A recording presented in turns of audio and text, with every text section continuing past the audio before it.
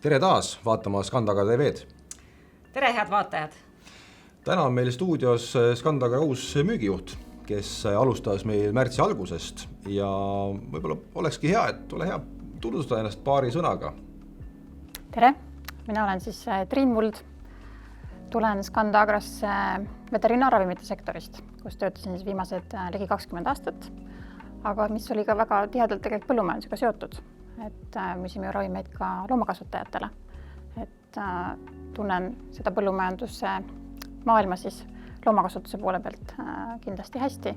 Põllupoolega siis loodan nüüd Scandagras paremini tuttavaks saada. Sa oled nüüd mõned nädalad siin olnud, et kuidas esimesed muljed on või millised esimesed muljed on? Esimesed muljed on väga positiivsed. Et meeskond on suurepärane, see vastuvõtt on olnud nii positiivne. Ja nii hea on just näha selle raskel ajal seda meeskonna ühtsust, kuidas kõik tegelikult töötavad ühiselt, et leida lahendusi ja pakkuda klientidele siis lahendusi. Sa tulid nüüd just sellisel väga keerulisel ajal, et väga paljud kaubad jäävad tulemata, meil on sõjaolukord ja võitleme siin igapäevaselt, et oskad öelda, mis siin nüüd viimasel nädalatel toimunud on, et eelmine nädal me just rääkisime ka siin väetistest, et mis meil viimasel nädalal juhtunud on või millega me toimetame? Tõepoolest sisseelamiseks ei ole just sellist rahulikku aega antud, aga seda põnevam on. Ja nagu sa mainisid, tõesti sanktsioonide tõttu on meil siin väetiste tarned jäänud tulemata. Ja oleme siin viimasel nädalal väga aktiivselt selle teemaga tegelenud, et klientidele lahendusi leida. Ja kõik tõesti töötavad selle nimel, et meil oleks asendusi pakkuda, et see vääramatu jõud põllumeest ei päästa. Ja tänaseks hetkeks saame tõesti kinnitada, et me oleme lahendused leidnud asendused, et kui tõesti mõnel põllumehel on veel väetised ostmata, siis võib meie regiooni müügiesindajatega julgelt ühendust võtta ja me leiame selle lahenduse. Rõõm kuulda. Meil on kontorid ka üle Eesti, et millisest kontorist sind võib-olla leida võib? Siin ja seal, et paiknen küll Jüris nii-öelda statsionaarselt, aga tahan jõuda korra nädalas Tartusse ja ka mujale ja nüüd, kui olen meeskonnaga tuttavaks saanud, siis nüüd loodan hooajal jõuda ka siis põllule ja põllumeestega siis tutvuda. Aga aitäh sulle ja soovime Triinule siis edu ja jaksu oma tegemistes. Tere tulemast meie meeskonda. Aitäh. Ja siit ongi võib-olla paslik edasi minna järgmise teema juurde ja selleks on meil siis täna sööt ja söödakomponendid ja kutsusime Erki, kes on Scandagras siis loomakasvatuse tootejuht endale stuudiosse ja kuna ta ei ole meil varem viljainfoska esinenud, siis palume paari sõnaga ka ennast tutvustada. Tere ja aitäh kutsumast. Mina olen siis loomakasvatuse tootejuht ja mina vastutan siis selle eest, et meie kõik loomakasvatajad oleks varustatud söödaga, toormetega ja kõik muu, mis sinna siis juurde kuulub. No praegu oleme näinud siin nädalate jooksul hinnad kerivad üles. Kui ma olen põllumeestega rääkinud, teatav paanika on tekkinud, et kas loomadele sööta jagub, kas Viljandist piisavalt sööta tehakse, et loomad saaksid söödetud, et kuidas see pilt sulle praegu tundub, et kuidas me oleme nüüd viljaga oleme kaetud, seda ma tean, seda ma haldan ise, aga kuidas nüüd toorenete pool meil on ja kuidas me siis söötadega oleme oma lepinguid katmas? No lepingud on meil kaetud, seda saame ilusti kinnitada, et kõik siis kliendid, kes on pikemalt vaadanud seda pilti ette, nemad ei pea muretsema, meil on söödatehas on ilusti kaetud ja aga ikkagi paneks südamele nendele, kellel ei ole veel toormed ja söödad pikemalt ette varutud, et võiks ikkagi hakata mõtlema selle peale. Et me ilusti vaatame, et meil Viljandi tehas esimesena on kaetud ja ka sealt edasi veel kaubanduse pool. Kuid see paanika tõesti oli suur, hinnad tõusid aga me saime hakkama sellega, et Scandagra poole pealt ilusti leidsime lahendused. Meil on ka 7 poodi, et kas sinna ka sööta jagub väikepakis? Ja kindlasti, et ei saa ära unustada ka siis väiksemaid tootjad, kellel on küülikud, lambad, ka kilgid, alpakad. Et ilusti oleme vaadanud ka seda, et meie kõik poed üle Eesti oleks siis söödaga kaetud ilusti. Ja kanasöödad ja tibusöödad, need loomulikult ka? Absoluutselt, ei saa unustada meie väikseid armsaid tibukesi. See on praegu kõige minevam kaup, kui ma olen vaadanud kaupluse aknast välja, siis seda läheb praegu päris suurtes kogustes. kindlasti ja meil on ka heade koostööpartneritega on siis just nimelt kanadele on lisandunud palju uusi tooteid, alates nokakividest ja siis vitamiinikompleksidega. Kuidas on nüüd siloga, et tegelikult on silo ju väga oluline söödakomponent, mida küll põllumehed teevad ise reeglina ja ega silo hooaeg siin ei ole ka nüüd päris mägede taga, et kuidas meil silotarvikutega on? Sellega on hästi, et taas kord on pikaajalised koostööpartnerid olnud, kellega siis juba eelmisel aastal me panime asjad lukku ja meil on ilusti see pool kaetud, et ka tarnetega jumal tänatud ei ole selle koha pealt probleeme olnud, et saime õigel ajal minema ning meil on laupaladu on ilusti varustatud kiledega ning usun, et see aasta ei jää ükski silo siis auk meil katmata ning peaks ka kõik pallid ilusti võrguga saama kaetud. Aitäh Erkile tulemast ja enne kui Marge hakkab rääkima turust, juhin tähelepanu, et vastavalt Euroopa Parlamendi ja nõukogu määrusele on kõik teraviljakasvatajad ja teraviljakäitlejad siis need ettevõtted, kes peavad olema registreeritud riigi toidu- ja söödakäitlejate registris. Ja seda saab teha tegelikult Maaeluministeeriumi kliendiportaalist iga ettevõte ise. Ja seal tuleb siis lihtsalt sisse logida ja vastav avaldus siis teha. Ja vajadusel aitab kindlasti ka meie klienditugi, mille numbri siis leiate ekraanilt.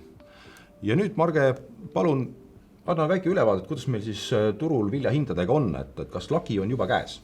Jah, hea küsimus, et aga vaatamegi ka natuke graafiliselt ja muidugi räägime ka Ukrainas toimuvast.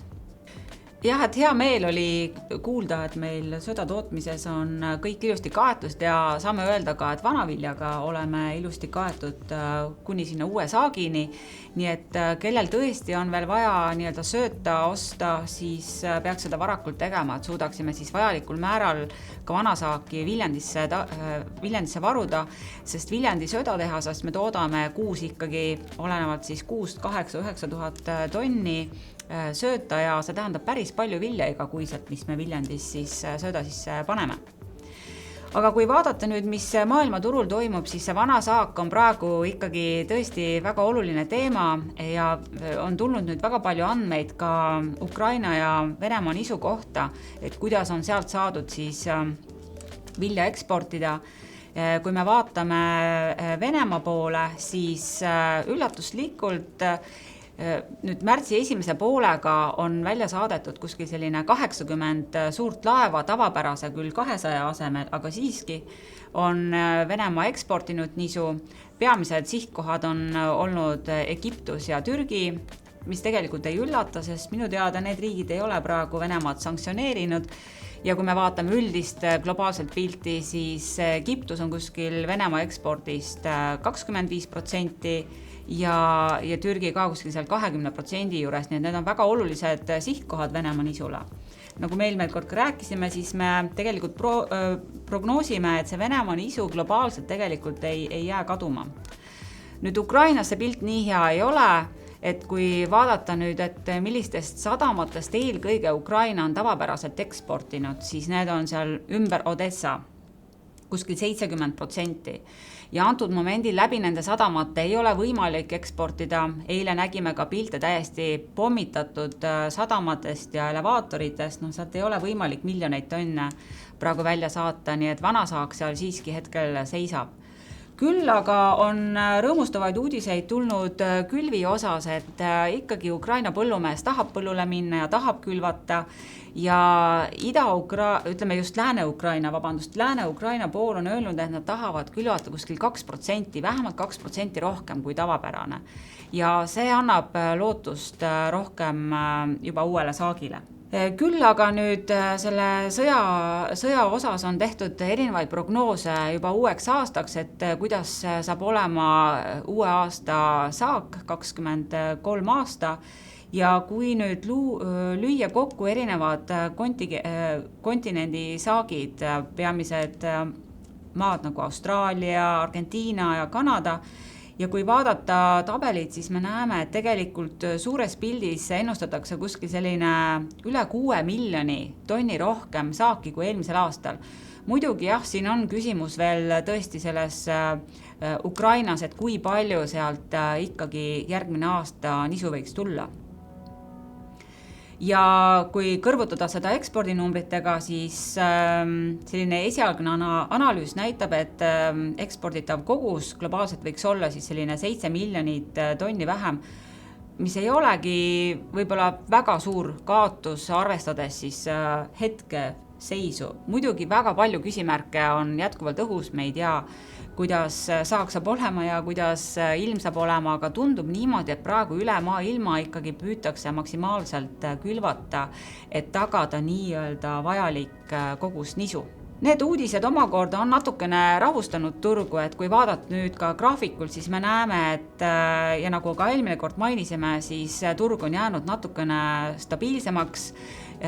Küll on kõikumised loomulikult suured, kui selliseid väga suuri hüppeid enam nagu siin alguses oli, ei ole praegu näha olnud, kuid eile just oli uus kiire tõus, kus detsembri matif hüppas siin juba 335-ni, kuid jälle tuli siis natukene tagasi, nii et ma ütleks, et turg otsib ikkagi seda ühte raami ja sellist ühte koridori, et kus nagu pidama jääda. Ja teisalt on tõesti näha, et riigid, kellel on vaja importida, siis need hinnatasemed on lihtsalt niivõrd kõrged, et neil on raske seda hinda täna maksta. Üle pika aja räägime ka ilmast ja vaatamegi korraks ilmakaartidele otsa, et alustame Lõuna-Ameerikast.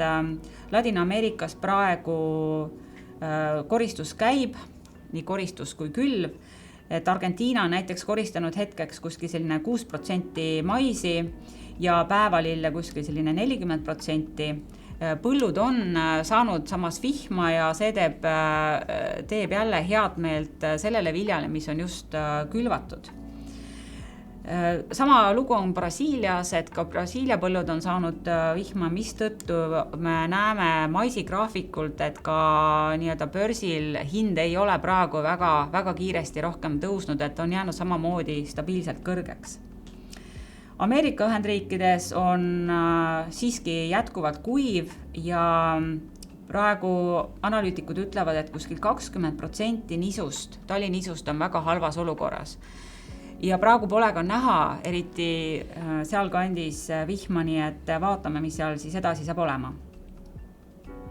Tulles nüüd lähemale, siis Euroopas on ilm väga kuiv ja kui rääkisime siin ka oma Saksa kolleegidega, siis ka Saksamaal põllud tolmavad ja ilmakaardilt ei ole samuti näha siin 2 nädala jooksul vihma, nii et ja ka Lätis ja Leedus kolleegidega rääkides, ka neil on põllud väga kuivad ja tegelikult on vihma väga vaja. Musta mere ääres on praegu pilt enam-vähem okei, aga millele tahan veel tähelepanu pöörata on Põhja-Aafrika, kes ka tegelikult siin esimestena hakkab nisu koristama ja seal on äärmiselt põuane, nii et kardetakse, et sealt tuleb ka sellel aastal vähem nisu kui võib-olla eelmistel aastatel, nii et see vihm, mis praegu on näha ja mis praegu tuleb, see ei pruugi enam Põhja-Aafrika saagile kaasa aidata. Ja üldglobaalses pildis on veel oluline ka India hakkab mängima väga suurt rolli, sest tundub, et India on ka võimeline palju tootma ja ennustatakse lausa, et 3 miljonit tonni rohkem võiks sellel aastal nisu tulla. Nii et pilt võib öelda, et on ühtepidi rahulik, teisipidi on veel väga palju küsimärke õhus. Selleks korraks lõpetamegi. Järgmine analüüs juba järgmisel korral. Kohtumiseni!